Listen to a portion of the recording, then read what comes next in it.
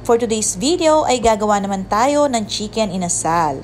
Iniready ko na nga palang gagamitin natin isang buong manok, calamansi juice, bawang, lemongrass na ilalagay natin sa loob ng manok at itong lemongrass na tatadtarin natin ng pino kasama ang bawang.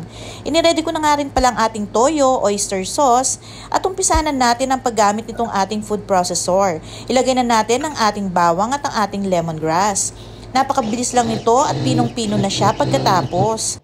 Para mas makuha natin ang lasa nitong ating lemongrass at itong ating garlic, pagsamasamahin na natin ang toyo, calamansi juice at itong ating tinadtad na lemongrass at garlic.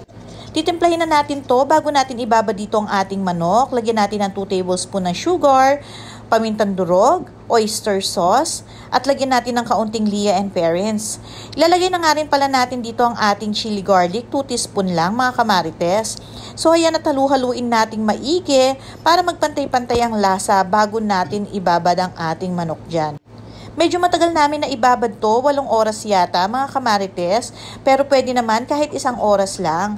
So ayan, at ipahid-pahid na natin ang lasa nitong tinimpla natin dito sa ating manok para talagang masarap na masarap ang ating chicken inasal. Nung isang araw kasi kumain kami sa Mang Inasal at medyo nabitin kami sa manok, pero syempre sa kanin hindi ka talaga mabibitin.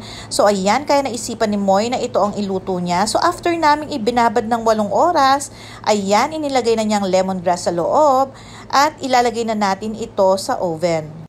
45 minutes to 1 hour ay pwede na. Masarap na yan at talagang lutong-luto na. O diba mga kamarites, yung malaking manok na yan ay kasya na sa buong pamilya. Kaya kung nag-crave kayo sa Mang Inasal, gumawa na lang kayo sa bahay mga kamarites. Pwede rin naman kahit hindi isang buong manok ang gawin nyo at iihaw nyo na lang din. Ang masarap lang dito ay makuha natin yung lasa ng Mang Inasal. Talaga naman kahit nasa bahay ka ay talaga mapapa-unli-rice ka. Chicken oil na nga lang ang kulang ay perfect na. Kung nagustuhan nyo po mga cooking recipe namin ni Moy, don't forget to subscribe para updated kayo sa mga susunod pa naming recipe. Alam nyo naman, basta meron kami nagustuhang kainin ay tiyak na iluluto namin sa bahay. Lalo na pag may mga nagustuhan kaming timpla na nakain namin sa labas, mas ile-level up pa natin ang lasa nito. See you on our next recipe. Thank you for watching!